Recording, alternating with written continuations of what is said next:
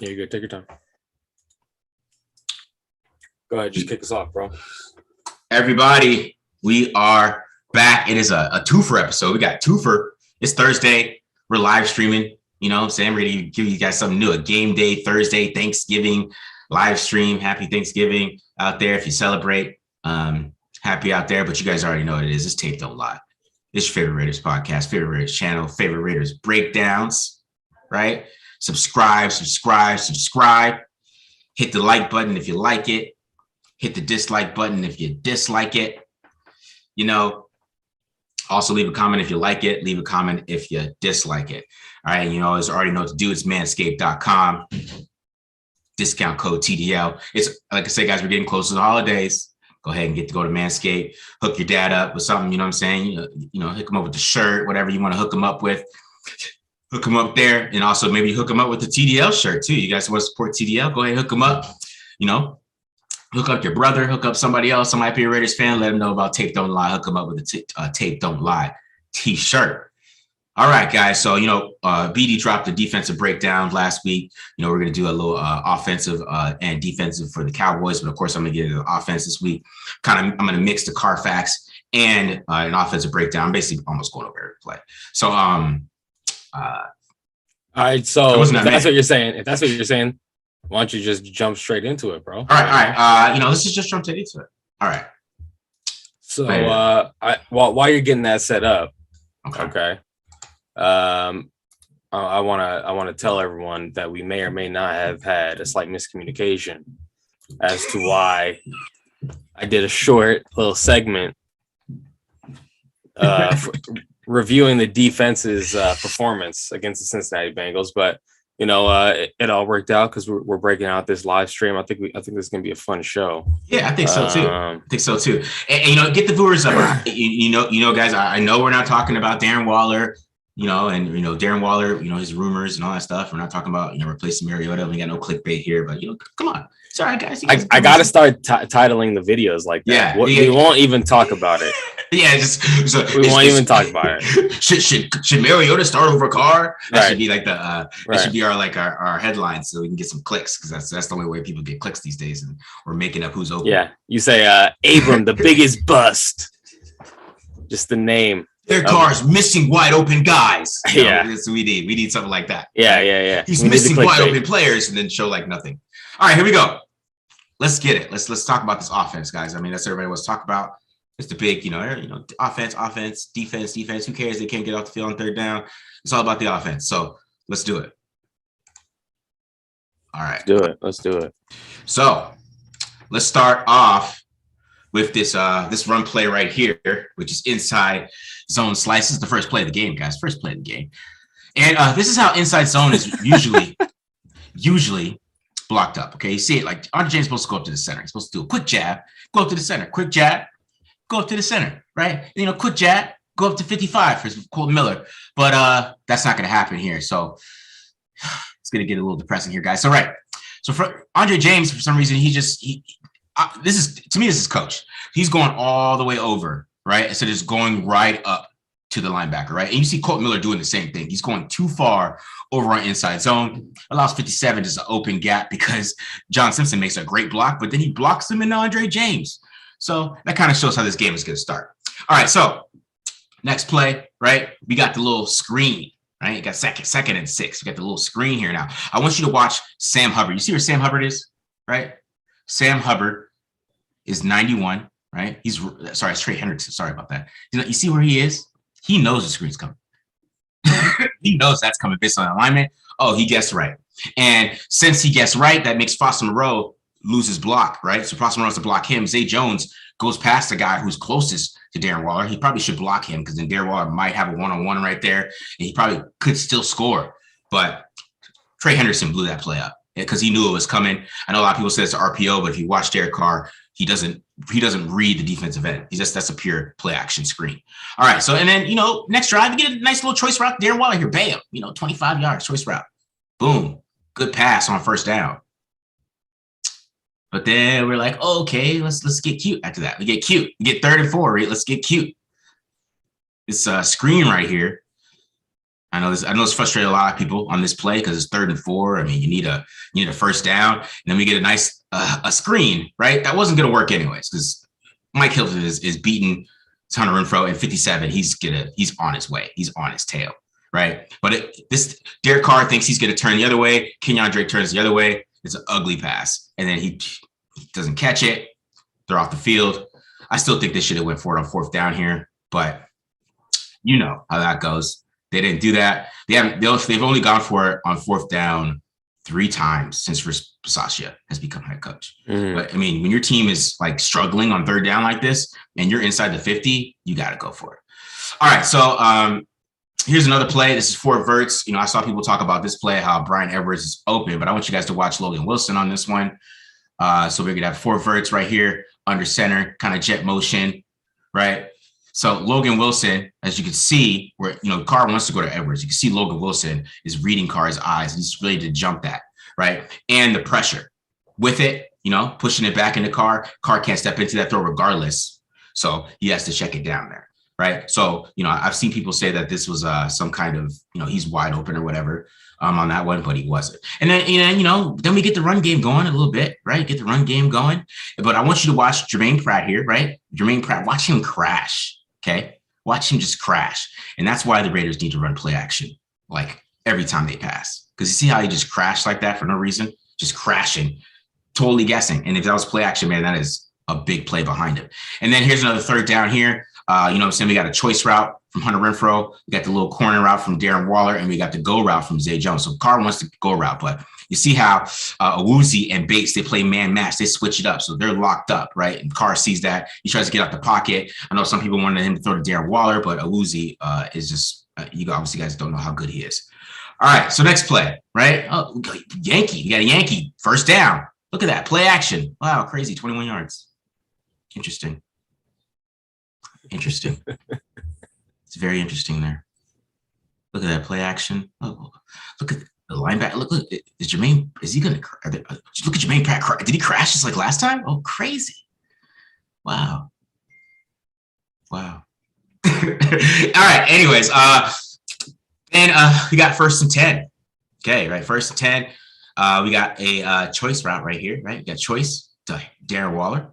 And we got, you know, smash return from Hunter Renfrow. And then we got a go route, kind of clear out route from Deshaun Jackson. But, you know, we want the choice route to Darren Waller, right? We want the choice route to Darren Waller, or we come back to the smash, okay? So you see Derek Carr opens up to his left, right? Trying to hold that linebacker. The linebacker, he don't care. He's going right back to the choice route. He's trying to come pick that. Carr comes back, throws to Foster Moreau. But, you know, teams are allowed to play 10 yards of press against 1976 football against the Raiders. So that's incomplete.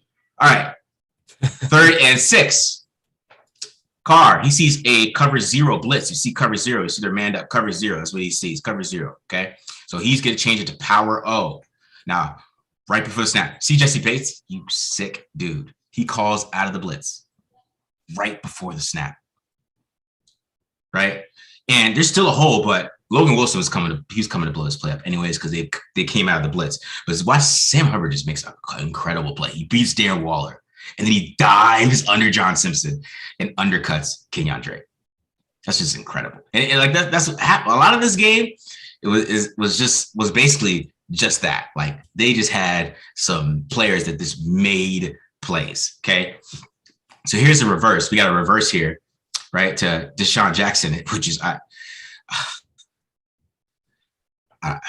man, that's a big lane right there. And it's a one-on-one. I mean, it's Jesse Bates. Jesse Bates probably tackles him. But, I mean, you want to take that chance, right? This is a huge lane. Who knows how many yards that is, especially with his speed. And he's able to take off, but he just totally missed that. And then, you know, the Raiders were trying to run the ball in the second half. They only ran in the 3rd quarter. They ran the ball 6 times. They passed 3. Okay. Ran the ball 6 times. Past 3. And here's one of those runs. And then, like I said, the Bengals just had some elite players on defense. And Jesse Bates, he just blows it up because he's just a badass. All right. Next one. We got Sluggo Seam. Okay. And I want you to notice, you guys notice, you know, there's a lot of, you know, Is it cover 3? Is it cover 2? Is it inverted 2? You know, I was sending BD all types of stuff all week after watching this stuff because I couldn't really figure out everything, right? So, I mean, they're in cover 3, but I want you to know, see, now Carr, he's coming back, right? But there's quick pressure. But Awuzie, he's lined up over, you know, right around the seams because one of the things, you know, the Bengals do not care if the Raiders threw outside. They're like, throw to Zay, throw to Edwards if you want to. That's cool. We're going to stop Renfro. We're going to stop Monroe. We're going to stop Waller. So they had guys shaded inside. And you can, you know, see that that's basically all they wanted to do. And then, you know, Brandon Parker got a 91 pass run blocking grade from PFF. And if that play happened, I have no idea how that happened. I don't know what they're watching. All right, and here's the infamous 3 safeties. Everybody got mad at me and told me that everybody does this. You know, I still think so. Look, if everyone does it, it's everyone except the Raiders because the Raiders do not. They don't do it. They don't do it on third down. Right? So that was that deep pass, end of the play, right? And then, so the fourth quarter started. So we get to the fourth quarter. So here we go. Okay, fourth quarter. We got play action. They're going to do a Yankee variation with a comeback instead of a post, right? So watch that. You see Logan Wilson. He's backtracking into, he's trying to get to the dig. You see where he's trying to get? He's trying to get to that dig. Nope. It's comeback. Big play. 25 yards. Sorry, 31 yards. Big play. 31 yards. Right? Next play, we got play action again. This time we get play action 4 verts with the switch verticals from Hunter Renfro. Now, the Bengals, they're going to look like they're in 2, but they're basically in 3 because Jeremy Basie's just playing. They're in 3, right? But what happens is Darren Waller does a great job. I think this is a great job of Darren Waller. He adjusts his route. They see it. Him and Derek Carr both see where that opening is. It's a huge play, right? That's a great job of Darren Waller. He saw, because, you know, the switch verticals, he saw it. He was able to switch under it, right? It's good play. Good play. And then Derek Carr just makes a awesome throw under pressure here. Boom, legs getting hit right on the money, right? It was there, man. They just had this team just needs to pass, basically, what you guys are watching. They're running too much and they're getting too cute. So now they get a good matchup here, right? They get Foster Moreau lined up on a linebacker, right? And, you know, he wins outside. Great throw from Derek. Boom. Touchdown. And that was basically all the offense that we really got the whole game. I mean, because other than that, you get this interception right here. Now, this play is interesting because Zach Taylor basically said, you know, that they knew what was coming. And when Waller lines up at a certain spot, they know what they're going to run.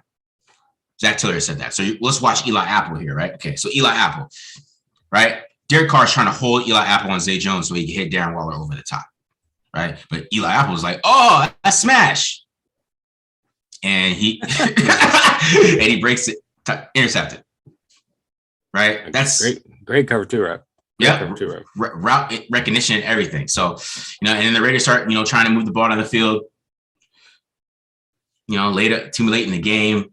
You get some good throws here from Carr. It's a good throw right here to Zay Jones. Boom. I was like, no, Carr, open up quick. Back to the side. Here's the Zay Jones play. Everybody's talking about the Derek Carr miss here. So we got the cover 0, right? We got cover 0 here. They're showing cover 0. So Derek Carr thinks that 21 is lined up over Zay Jones. They switched to cover 2. Okay. Now, right here, the back of his drop, Logan Wilson wants Derek Carr to throw to Zay Jones. You can kind of see that's why he's looking back. So if Carr wanted to throw to Zay, he could have. If he wanted to throw to Zay, he probably had to throw it high and back shoulder, and Zay Jones had to make an acrobatic catch. Now, I mean, yeah, I mean, I get it, but like, I mean, it's Zay Jones to me. But I mean, he probably should have threw this ball. He probably should have gave him a chance. Threw it back shoulder, kind of see a little different here. If he hits it back shoulder out the back of his drop, it's probably a good throw. Doesn't have a lot of room there. They just lofted up in the back of the end zone, but he would have to gun it in there. He had a chance. I'm not gonna lie. Did he look at Zay Jones? Because like he peeked. He peeked. He just didn't want to throw it to him. All right. I'm sorry. Yeah, he didn't want to throw it to him. He looked. All right. Here we go. Next play. It's the play that Deshaun Jackson didn't get to talk about it, but Deshaun Jackson ran a terrible route. It was awful. All right, and here's the pick, and this one just bothers me because like, just throw it away. Oh, you just throw it away, bro. This guy's all the way over there. Throw it away. Live another down. But no, he's trying to like make a play, and then he fumbles. throw it away, bro. Just throw it away. Just throw it away. Live another day. So that was frustrating to watch. That was it was very frustrating for me. I had to watch it a lot. I was very frustrated breaking down those plays. It's like the everything's like right in front of them. It's just like telling them what to do. I mean, but they're trying to run the football, which everybody's saying that they have to do more for some reason. That's more I'm like, going off on people on Twitter is because like I'm just seeing so much misinformation about the offense right now. Like people are trying to get them to run the football more when they ran the ball 52% of the time going into the fourth quarter against the Bengals. So that means for them, they're thinking more means better. They need to run the ball better, right? Yeah, right. But they're running the ball too much, in my opinion. I think they're running the ball way too much. They're scared of these too high. The Giants. I think the Giants scared them to death. I think the Giants scared them to death of what they can actually do on offense without Ruggs, because the Giants were like, you're gonna go downfield very slowly on us, and you're gonna beat us in the red zone. And we don't think you can match up man to man against our corners in the red zone. And teams have basically said, that looks cool. Let's do that too. And that's basically what's happening right now. And the Greg Olson's answer to that was like, okay, so they're playing too high. We don't have a lot of guys that can win outside. They're man matching. They're not playing like zone. They're playing man zone. They're not playing like straight up zone. I mean, the Chiefs did, but whatever. Which is it's still funny. The Chiefs called Derek Carr scared when they played soft zone and don't blitz when they're a blitzing football team. And I'll show you when I do the Cowboys how much they played man and blitz Dak Prescott. But they called Derek Carr scared when they played soft zone and didn't blitz. But that's a different story. Anyways, but it's just interesting to me how people are talking about the offense when they're really trying to run the ball, because teams are like, you guys are not going to throw deep on us anymore. And you're going to have to play 2019 Raiders football. And the Raiders like, oh man, like we don't have the line for it to play 2019 football.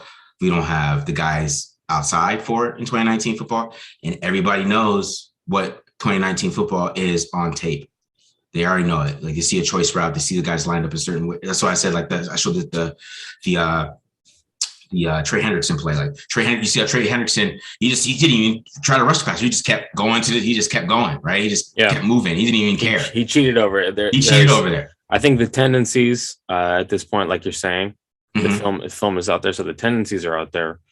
And they're struggling to come up with a new game plan since the Giants played all that too high. I mean, Xavier McKinney, I'm asking my buddies who's a Giants fan. I'm like, Xavier McKinney, is he raw like that? Because he had like 2 interceptions against the Raiders, right? And he's like, no, he's not.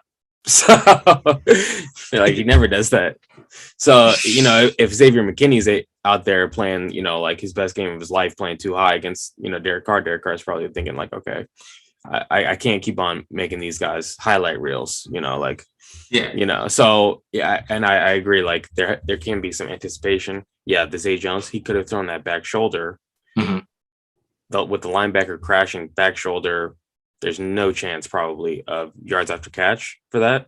So it's like 16-yard gain, 100 run throw, slight chance for yards after catch, maybe a little safer throw, easier throw. What was it, like a 10-yard gain? So it's like that's really not that big a deal, honestly. It isn't, but people are making such a big deal about that. It isn't. But it's really going to come down to if they. And here's my opinion on it. I think scaling back the volume of run could make it more effective.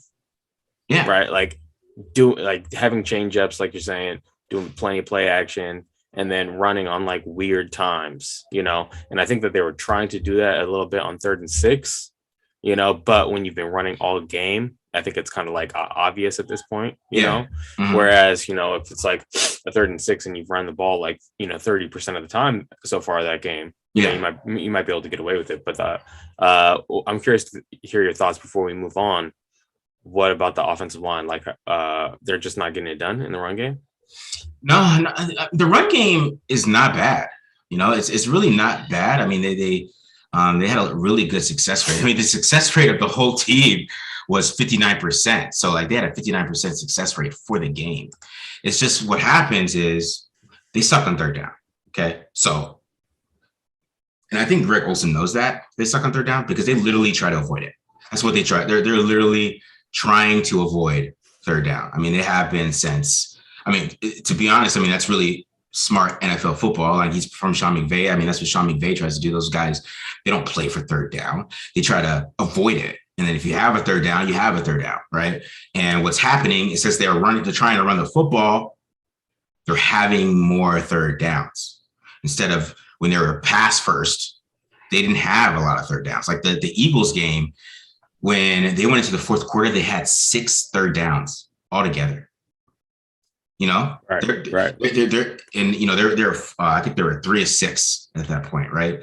I mean, they were better on third down that game, but they had Henry Ruggs running slants and quick hitches, but and he was catching him for first downs. But I mean, they don't have that anymore, right? They don't have a, I mean, a lot of people talk about Ruggs like he's just a speed guy, but he was becoming more of that. He's coming more, and Derek Carr trusted him to win outside.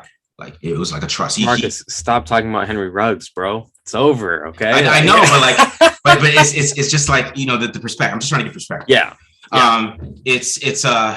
So I mean, the offense, they have to, what they need to do is they just got to stop running the football, right? But instead of stop running the football, they have to play action. So when teams aren't first down, because you saw Jermaine Pratt, we saw it. He crashed, right? And the next time they did play action, he crashed. Darren Waller was wide open behind him. Yeah, wide open, right? Yeah. It's a big gain. You see what how teams are, what they're doing on first down, because the Raiders still have a tendency to run on first down. It's really high. Like it's like they're like 50-50. So they have a high tendency to run on first down still. So you have to take advantage of that. You have to, that's why they're having these big pass plays on first down, because teams are coming up on first down, right? And then once the down, then they start backing up more, right? So first down, team has a tendency to run. They come up, they crash. You play action, there's going to be stuff wide open. And Derek Carr's play action fake has improved like crazy since Greg Olsen. I don't know what John Gruden was teaching him or something. I don't know, but he's been sticking that ball out there, and that's why he's so good at it now. I have him at 18 to 21 for 240 yards and a passer rating of 146.8. Sports Radar has him 17 to 20, but they didn't count one of the Chiefs play actions for some reason. But they must have thought it was RPO. Maybe. But yeah. He's got his fake going right now. He's a really good play action passer. So since he's a really good play action passer now, you got to use that. I mean, they should, to me, in my opinion, they should throw the ball 40 times and they should play action like 15 or 18 times. I mean, that's Olsen's bread and butter. He's right. That's what he learned under McVay that got him to the Super Bowl. So, I mean, I know obviously he's an accomplished play caller before he got to Sean McVay, but I mean, like that's something that it has continued for all the Sean McVay stuff, like the little jet sweeps and like the orbit returns and, all that window dressing and everything like that, teams, okay, they're going to do their window dressing their own ways. And there's a lot of different ways to do it. But from the Sean McVay thing, it's just like saying like, oh, we'll play action against zone. We'll play action against man. We'll play action against too high. We'll play action against single high, like not caring. Mm-hmm. Where before, I think across the NFL, it was kind of like the common knowledge was, oh, if they're playing man, you don't play action, because in a perfect world, that linebacker is keying his man, not the run, right? Mm-hmm. Yeah. But like that's not always going to be the case. Sometimes they're going to peak. Sometimes they're going to get right. So Sean McVay kind of like debunked that. So and the good teams right now in the NFL are doing a heavy dose of play action. That's a big thing. Yeah. So let's pump the brakes here. Transition. I'm just going to briefly talk about the defense. Okay. And maybe give some context why people are up in arms about the run game, wanting to get the run game going. Thinking running more is the problem, because the Raiders defense has been out on the field too long, right? In so far this year. And really the main takeaway from my breakdown and a trend that I've been noticing when I'm watching the Raiders defense is that they'll play really good football for like 3/4 of the game, right? And then it's just like always one link in the chain is breaking at the end of the game. So like against the Bengals, the first 65 snaps of the game, they only gave up 16 points. The last 9 snaps of the game, they gave up another 16 points. You know, it's just like it just cascaded from there. So I think, you know, I don't think that the Raiders, and here's my point. The Raiders are not a dominant defense where they're going to make the score like 13 points for the opposition, you know, and until the offense here, all you have to do is just score 13 points. You know, like this isn't like that. That's the kind of defense you have when you have a rookie quarterback on a rookie contract or something. Or like the that, Chiefs, right? The type of defense the Chiefs have now. Right now, Chiefs, right? It's crazy. But like that's not the Raiders defense. They don't have enough impact players on the second level, in my opinion, to be that kind of defense. And I think we got to start seeing some players make some impact plays late in the game. Trayvon Merrick had that pass breakup late in the game, you know, but like immediately afterwards they get, you know, a big first down. So it's like it's not enough. Other players are going to have to step up and start making those impact plays in the fourth quarter. Max Crosby, Yannick Ngakoue included. You know, all these guys are going to have to keep on doing that. And you saw them win those close games. You know, against Baltimore, someone stepping up, making that play late. You know, with the fumble and the fumble recovery. So that's all I'll say. Raiders got to not be on the field so long because they're going to reach a breaking point. It's proven so far throughout this year, and teams are just going to have to rope-a-dope them. Right. And just be like, okay, we can get them to the point where we can score at will on them, you know, if with enough time. It's funny that you say that because Joe Burrow, after the game, he said that, you know, with the way our defense is playing, we knew the dam was going to break. Right. We knew they were going to break. The dam was going to break and then we would start rolling.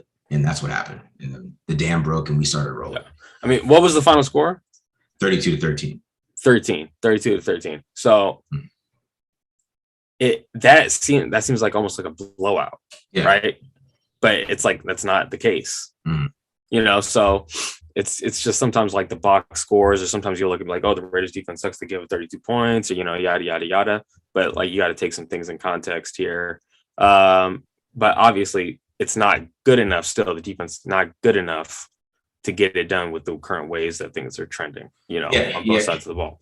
Yeah, I mean, you're right. Because I mean, in the fourth quarter of that drive, I mean, after the Raiders scored, I mean, that would have been huge if they got a big stop. Because I think when Carr is down 3, he's not going to try to force it, you know, to Darren Waller downfield. You know, they need to score fast, so he's going to, you know, he's trying to throw the ball downfield so they can score fast. You know, right. And you know, if you need 3, then you can, you know, kind of stay in your game, especially if there's like 9 minutes left. You know, because I mean, the Bengals got the ball with like 11 minutes left, and the Raiders got the ball back with like 5. Right. So that kind of showed how that game went from there. I mean, they had that long 7-minute drive, but if the Raiders got that ball back really quick, you know, it would have been, you know, the Raiders might have had some momentum too. Because if you score, right, you score really fast. You score like, you know, you're down 16-6, and you go score in 3 plays, right, and your defense gets off the field in 3 plays. Then the crowd is rocking, you're at home, the momentum hits, and then, you know, your team is feeling it. You know what I mean? They're hyped, right. But then, you know, you go all the way down and you make it 30, you know, you score in 3 plays, and then your team allows like a 13-play drive where, you know, it's like 7 minutes and you're all upset and everybody's down, you know? Yeah. So. Right. Exactly. Mm-hmm. Exactly. Let's jump now into the preview. Let's go to the Cowboys. All right, man. The preview, you know, Cowboys, some interesting storylines. First of all, banged up. Cowboys are banged up, right? Super banged up. Missing Amari Cooper, missing CeeDee Lamb. Okay, so it's going to be, they still have a lot of weapons, though. Michael Gallup, he's nasty. We'll see when it's the focal point, how much he can produce. And then also they got a run game that you got to be worried about, too. Dak Prescott, fantastic quarterback in the NFL. But also, Rich Bisaccia coming back here as the head coach to coach against the team that he was with the Cowboys for an ill minute, right? Yeah. 10 years. He was with the Cowboys like 10 years or something. Jason Garrett, bro. Jason Garrett's boy. Yeah. Right. So, you know, Rich Bisaccia going to as a head coach now coaching against the franchise that he spent so long with. That's going to be emotional for Rich Bisaccia. Hopefully we see him start going for it on 4th downs, making some emotional decisions because we need that from him right now. You know, it's too conservative at this point. get emotional. Like let's see what happens. You know, I feel like Rich Versace is like an Italian Brooklyn cat, so you know he could definitely pop his top off, start going crazy out there. You know, that's what we need to see, I think. But why don't you do the offense first? Okay, so let me pull it up real quick. Show us what you're talking about, what we should look out for. I'm interested to see what they're going to do without these two wide receivers, man. So I mean, they didn't have them last week, so we got tape of it. That's what I'm going to show. We got tape of it, and I think if Gus Bradley is smart, the Raiders can stop these guys pretty good. But I mean, I might be getting too ahead of myself, but I just think with the personnel that they're going to put out on the field around Dak. Strong words. Well, let's watch. Let's watch it. Hey, man, right. Don't get my hopes up now. Don't get my hopes up. I'm just saying, like, is CeeDee Lamb's on the field now? I have CeeDee Lamb in this breakdown because I had to make sure. I wasn't sure, it was questionable, so he is in this. Okay, but I just want to say they don't have CeeDee Lamb, so we're gonna watch. But what the Raiders have to focus on, I mean, they have to stop this run game. That's what they. I mean, to be honest, that's what I'm talking about. I don't think they have to worry too much about the guys outside. They have to worry about these two guys, because these two guys are dangerous, okay? And they do all types of crazy stuff. They got Zeke and Pollard in the backfield. Fake reverse to Dak Prescott. There's 30 yards. Tony Pollard. And Tony Pollard is good, guys. I'm like, this is this is a damn good back, bro. Watch this outside zone here. They got a lineman as a fullback. Outside zone. Look at patience. 8 yards. Right? I mean, you have to come with it to stop this team on the run. And I mean, and because they will run all over you. Right here, look at his tough yard. He's tough too. He's like a small, tough dude. He doesn't even run like he's like a finesse guy, right? Yeah. Okay? And then you got, and then of course you got them running reverses to him, running reverse. And you got good vision on reverses, 5 yards. Okay. And they'll throw the ball to him, which he's super dangerous with the ball in his hands. Right, nice little throw to the flat, you know, breaking tackles. He's hard to bring down. Like, you don't let his size fool you. He will run you over. And like I said, he's just special with the ball in his hands. And like I said, they run all types of screens to him. Look at here in the screen, boom, good vision, patience, finding the hole, boom, first down. So you got to worry about these running backs, man. You got to worry about Tony Pollard. You got to worry about Zeke too, because Zeke is right here outside. Little duo run. Look at that. Find that hole. Look at that patience, bro. Open up that hole, man. Set up those linebackers with the patience right there. Right. And of course, he's like one of the best outside zone runners in football. Right. And you see him outside zone. He reads everything. He rarely makes the wrong read on outside zone. And of course, he's their goal line guy. Right. They get in the goal line. They want to give the ball to Zeke. And that's where he scores a lot of touchdowns, right? And you see here, they let him line up at fullback here. He just plays behind his pads. I wish Josh Jacobs would do that a lot more. He just plays behind his pads in the red zone. You're going to tackle me and see if you can. And of course, he is awesome on the screen. He's probably better than Tony Pollard on screens. You've probably seen highlights of Zeke taking screens 70 yards throughout his whole career. And like I said, red zone, he's going to play behind his pads. You're going to have to tackle him. And it's not easy. Okay. So, and then we go with the weapons outside. And I know I talked about this. I had CeeDee Lamb in here. So it's kind of a lot. Just ignore the first part of this, but let's watch CeeDee Lamb because he's just pretty damn good. All right. So you got CeeDee Lamb here. I had a long delay on this, I guess. Here we go. CeeDee Lamb, see him, he's motioning. And Nate Hobbs would have had to bring his Wheaties if these guys were full go. I'll tell you. Nate Hobbs would have he would have nightmares because he would have had the Cub with it. You just see him in the slot, bro. He just eats in the slot. And of course, Dak Prescott, he's got a great line, so he's always got time, and he's in rhythm. He's on money. Every throw is gonna be on money when he's on rhythm, right? Especially with these guys outside, bro. It's just ridiculous. The Raiders are super lucky. Because these guys are full strength. I have no idea what they would do. I have no idea. I don't know. Yeah, I have no idea. Because like I said, he line up inside. He wins, easy win, boxes him out, touchdown. right? And that was a great throw by Dak because Dak couldn't throw it too far on the sideline, but he knew his boy would box him out. And of course, they throw him screens, and he just takes screens like 40 yards every single time. This is him in college. It's like the Big 12, right? So, but one thing about CD though, which is interesting to me, is that when he had to play outside last game, he didn't win very much, right? So you see there, I mean, Ward just like shuts him down right there, and it's picked off. Okay. And I mean, here at the slant, he doesn't win this slant, but it's that crazy separation. He won there. But you see outside, he's a little different player, right? He's outside, he's a little different. He's not the same guy. And you kind of see that's why Dak struggled even in the first half when he was out there, because outside, outside, he's not the same guy. That's why I wish they would put Bryan Edwards inside a little bit more, in my opinion, because I think Bryan Edwards could be like him inside. And then Michael Gallup, too. Michael Gallup's no joke. You know what I'm saying? He's a good player. He could beat you deep, too. But you'd rather have Michael Gallup be the number one than, let's say, Amari Cooper or CeeDee Lamb, right? You'd rather Michael Gallup be the guy. You feel more comfortable that you can stop Michael Gallup.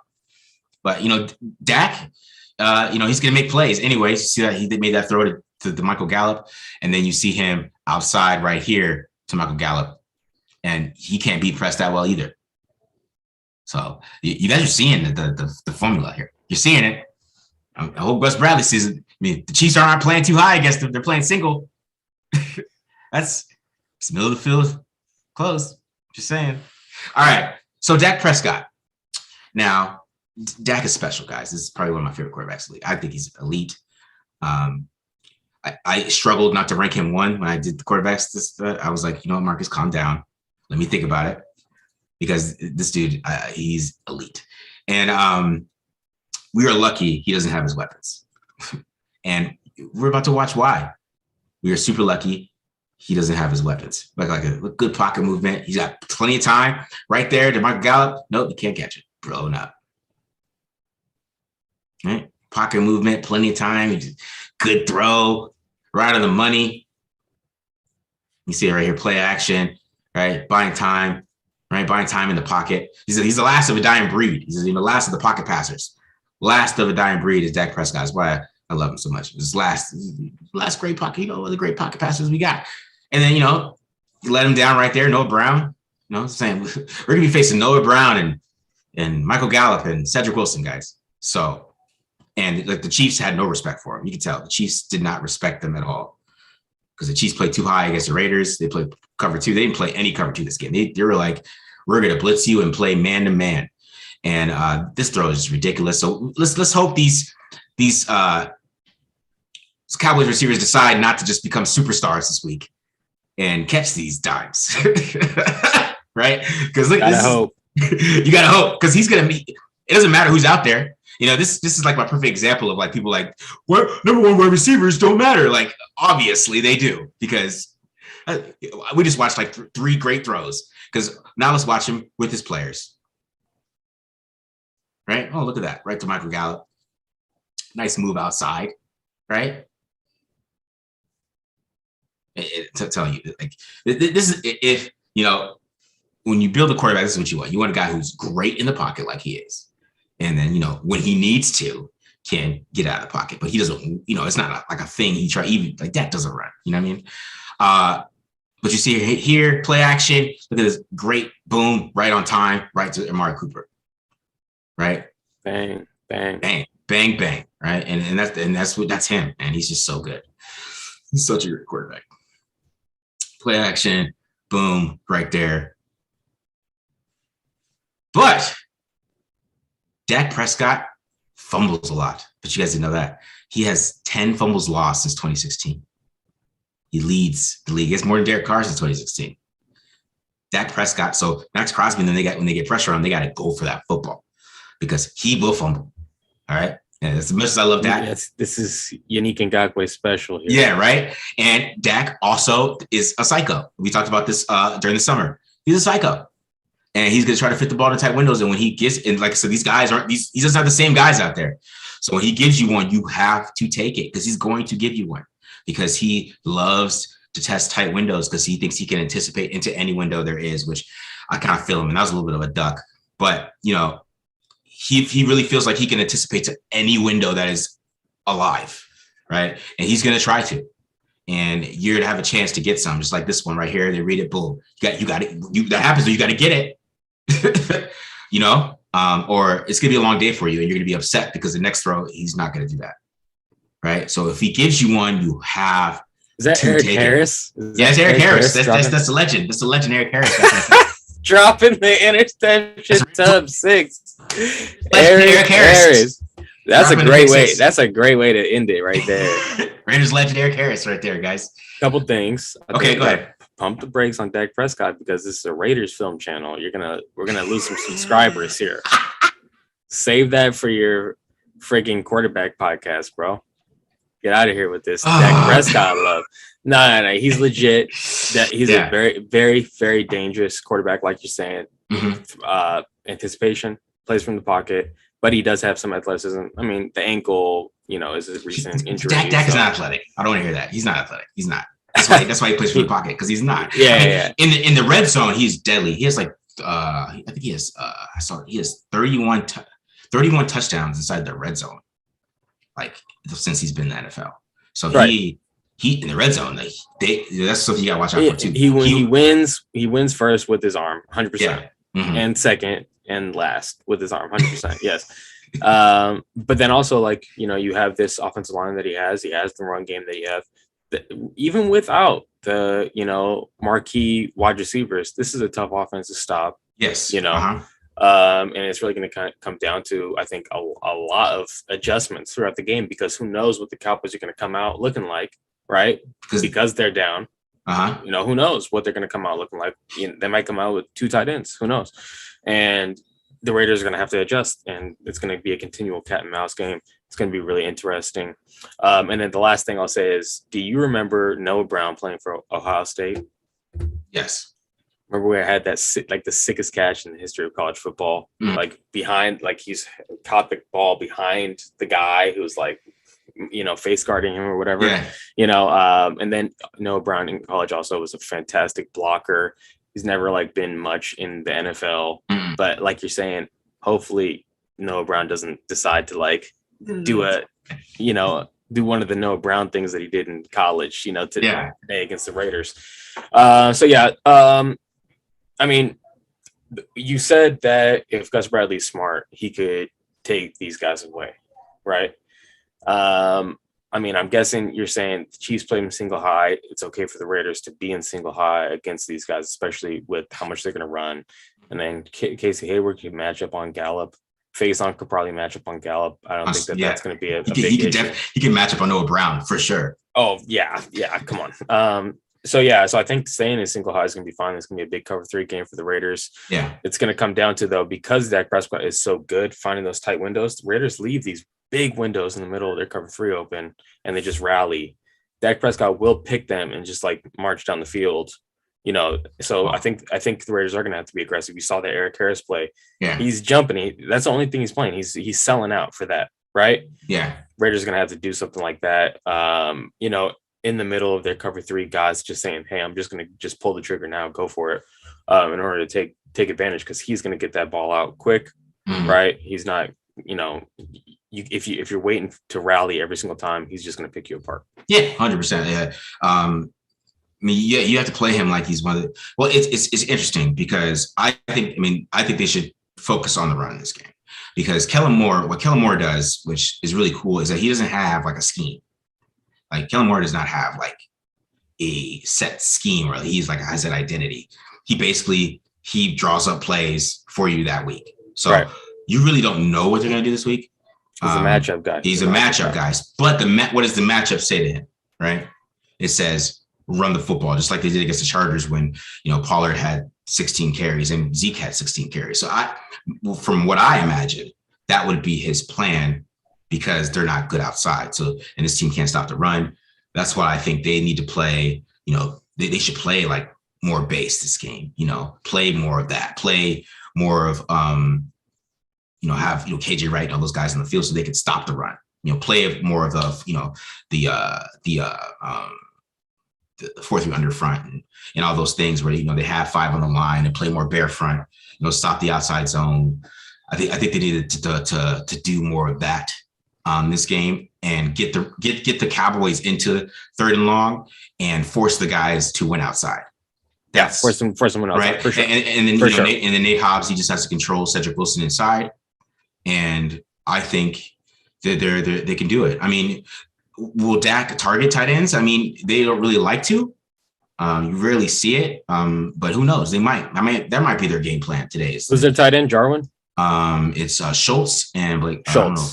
Yeah, Delton Schultz. He's good. He's good.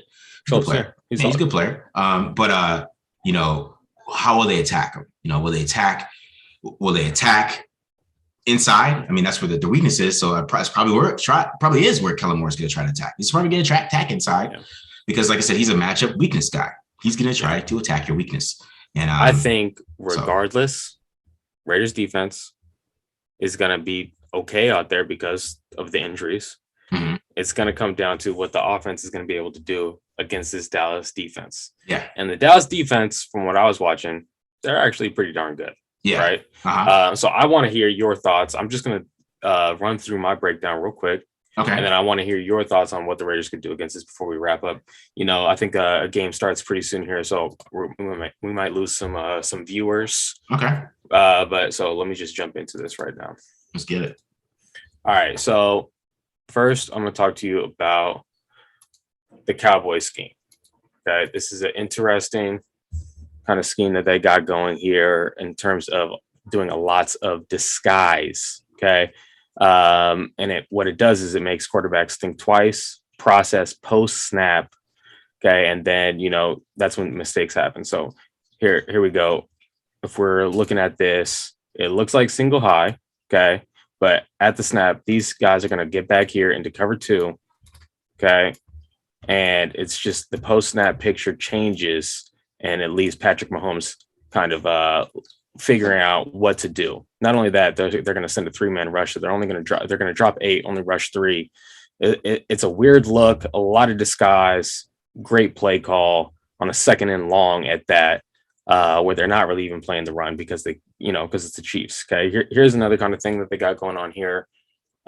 This time they're going to disguise again, show 2 high, play cover 1 robber.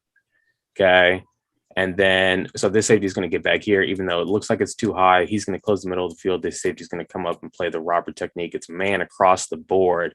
And then we have a 3-man rush here.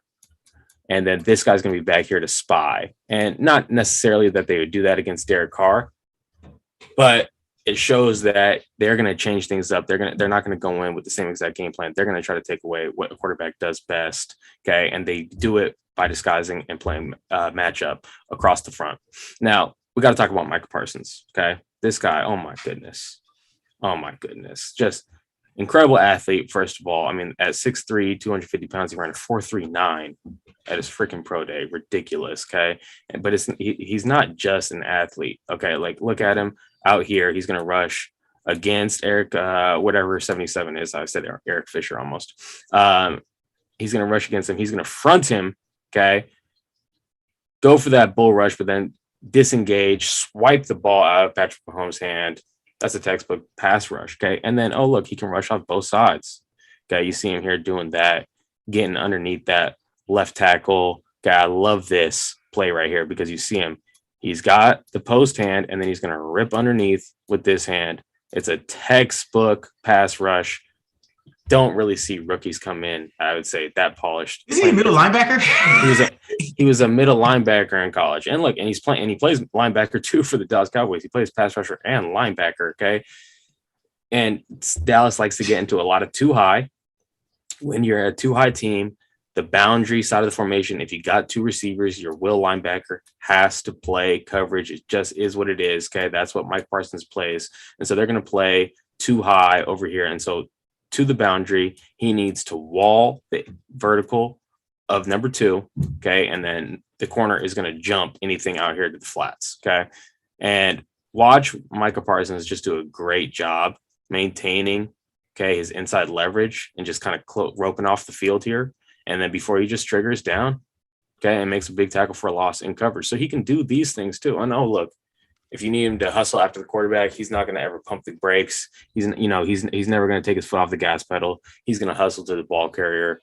Michael Parsons, got to watch out for him. And another guy the Raiders are going to have to watch out for as well is Trayvon Diggs. Okay.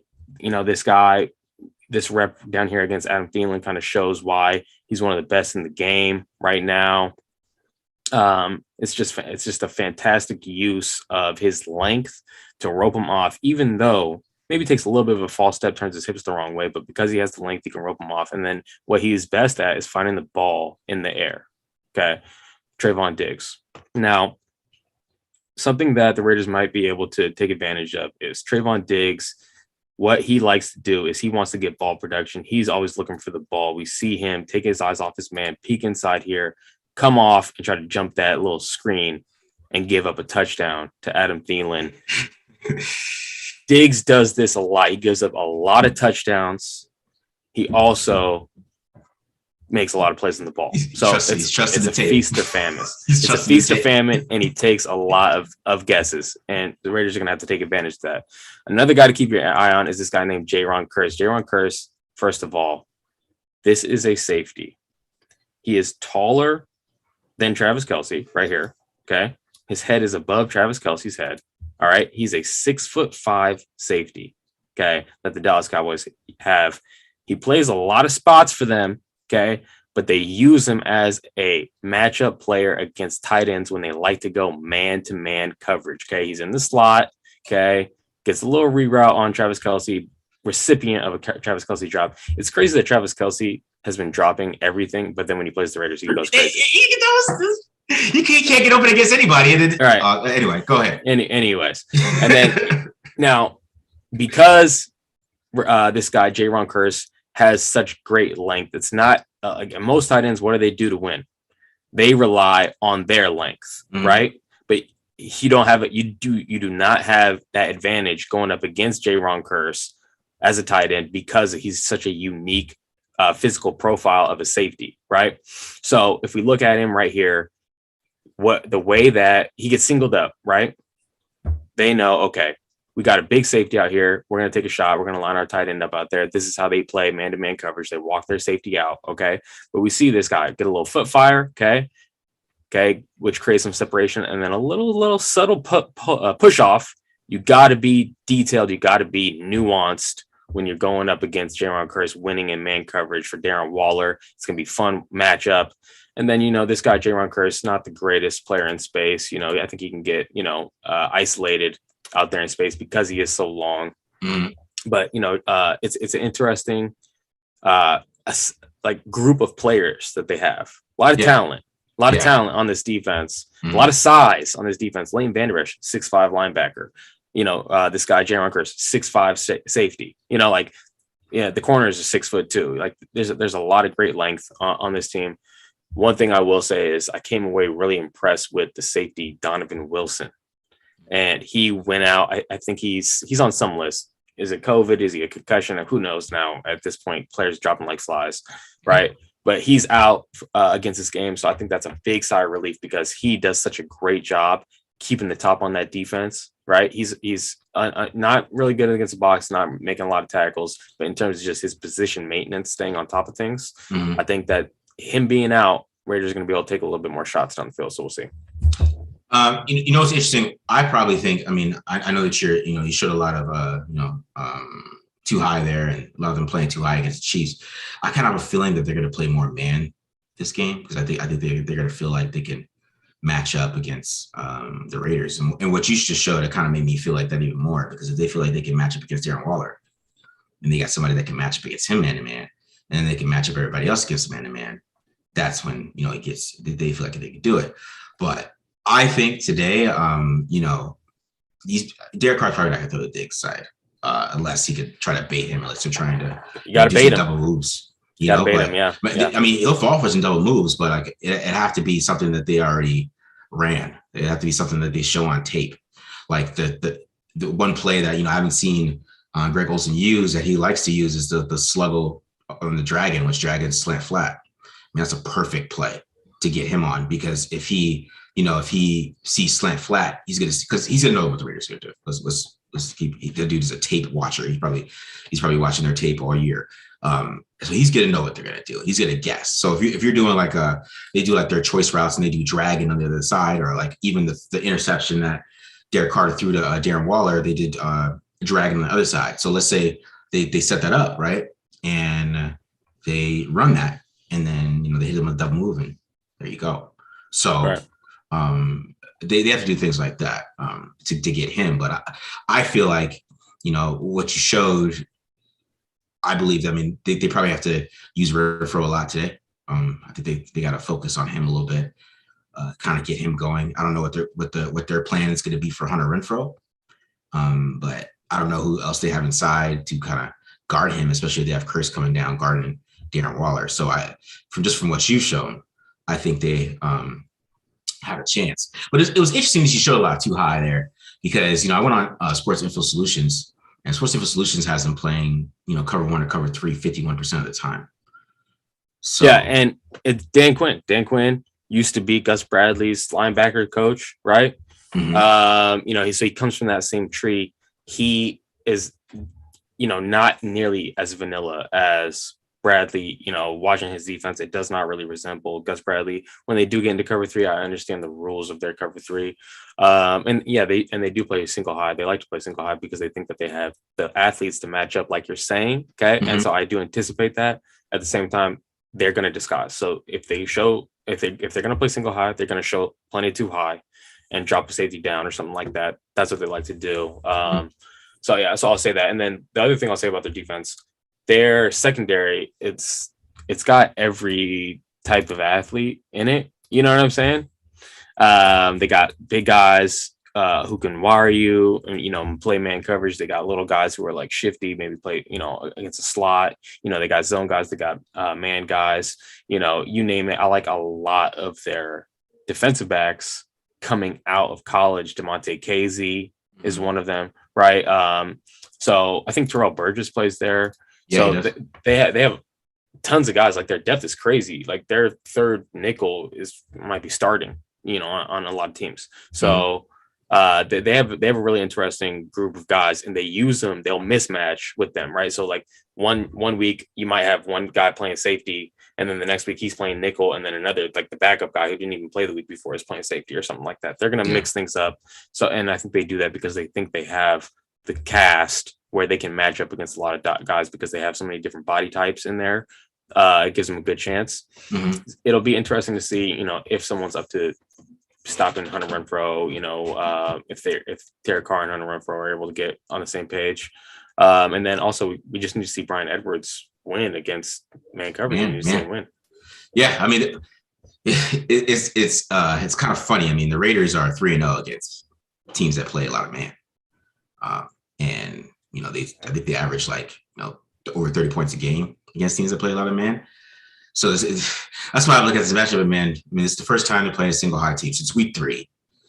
It's the first time they're playing any of these things. Like, I don't know. Like, it's interesting because the two high teams have been giving them a lot of issues, and I don't know if Dan Quinn's going to play too high the whole game because of that, or is he going to feel like that we can win anyways, and feel confident that they can win, and that's going to be interesting because if they play single high most of this game, I think Carr will have a bounce back game if they play single high, especially if they move guys around. If they don't, if they play too high and they try to make the Raiders do what every other team does, I mean, the Raiders got to adjust and do the play action stuff that I was talking about. But if they're going to play single high and try to man up, I mean, nobody's done that to the Raiders since, like I said, since early in the season. Nobody's really tried to man them up and play man to man. I mean, the Chiefs, like I said, the Chiefs played 2-man. The Bengals were playing cover 7 basically the whole game. So I mean, they weren't there. I mean, they're playing man, but they're not playing man. So I mean, it's man zone. So if a team comes and just plays straight up man, it's going to be interesting to see. And it'll be interesting to see what, how you can get Trayvon Diggs, because Trayvon Diggs is the type of guy that, he'll leave a dig route. He'll leave a go route because he knows you're playing Yankee, and he'll go try to jump it. He'll have Deshaun Jackson on the post, but he'll just like let Deshaun Jackson go on the post, and he'll jump the dig route because he knows that Carr is going to go there with the Yankees. So I think if Carr has time, which of course is the big factor in all of this, if he has time, he can like pump fake with Trayvon Diggs and like mess with him and get him to jump. Because like I said, Trayvon Diggs going to see they're under center. And with condensed split they're in, he's like, okay, that's probably Yankee. They're going to do a dig, and there's going to be a post. And he's going to try to jump the dig. That's what he does. He did to Sam Darnold. He comes off, and then yes, he did. Yeah, Sam Darnold actually had a touchdown because if he saw it, but Trayvon Diggs just left the post. He literally left the post wide open, and he jumped the dig on the Yankee concept, and he picked it off. That's the type of stuff that he will do. So. You have to use your eyes too. Like you have to, like if Carr like uses his eyes, because he's going to be watching Carr's eyes, right? So if you use your eyes, you just stare at the dig route, and then here comes Diggs, and then you just go up. But you have to have time for this type of stuff. All the stuff I'm talking about. You need a good offensive line. So you need lots of time. And we just saw Micah Parsons. I didn't even mention Randy Gregory. I don't know. Is Lawrence playing? Is Lawrence playing? I don't know if he's on the injury report or not. But Randy Gregory's awesome too. Yeah. Some of their interior defensive linemen were really good too. Great defense, front to back. But let's get out of here so we can get back, to our families on Thanksgiving. Any last parting words that you want to leave us with? So hopefully the Raiders play action today. That's what I'm hoping. I just need some play action and play action early and attack early so they can get up, and then the Raiders defense can actually play what they need to play. So they attack early and get up and make Dak Prescott win with Cedric Wilson, Noah Brown, and Michael Gallup. That's got to be the goal. You go attack. You want to get up like 14-0 or like 10-0, anything 14-0, and kind of get them out of the game that they want to play and make them win with those guys outside, because that's what she's got up early, 16-3, right? And she's really didn't score after that. Yeah, but they got up early, which kind of got the Cowboys out of their game and had the Cowboys in comeback mode. So, and that's what you get. That's what you got to do. You got to go score and be vertical, man, with the play action game. Because you obviously can't be vertical just with the drop back game, but you can be vertical with the play action game. So you have to. If that's the only way you can be vertical, then you got to do it. All right. I'm with you on that. Definitely play action. Scale back the run game a little bit. Yeah. Let's see some new things. Let's not see 2019 stuff. Let's see some 2021 stuff. Sorry, last thing before. Yeah. Or run a choice route with different guys. Like put Kenyon Drake on a choice. Put him in the 3x1, and then maybe people are like, "What is he doing?" And then have him run the choice route. Like switch it up. Dude, right. It's late in the season. Like you gotta. It's everybody knows what everybody's doing. It's just some teams, they switch up the personnel with certain things and give you a different look for the same play. So first play of the game, inside zone slice or play action? Play action, please. But it's probably inside zone slice. Yeah. Okay, yeah. So before we get out of here, I'm gonna give some shout outs to people in the chat. Donated some money to the Tape Don't Lie cause. We appreciate you guys. Nice. Drew, shout out to Drew. Shout out to Javon Mays. Dude. Shout out to Syed Hamdani. Okay, we appreciate you, bro. Mm-hmm. Shout out to KC. I'm not sure what that stands for. It doesn't sound right, but KC, appreciate you, bro. Boy George Strait. Okay, Boy George Strait. I like that name. And Daniel Kim. Holla at you guys. Appreciate you guys and everyone else for tuning in to the Tape Don't Lie podcast, especially on Thanksgiving. We got the Raiders coming up here. They're the second game today, so hopefully they don't embarrass on national television. You know what I'm saying? But again, that's what hurt so much about Kansas City. I had some like family over and we're watching them, just like really. I know, bro. So that's it. That's it from me, Raider Nation. Appreciate you guys. Thanks for tuning in. Peace out, guys.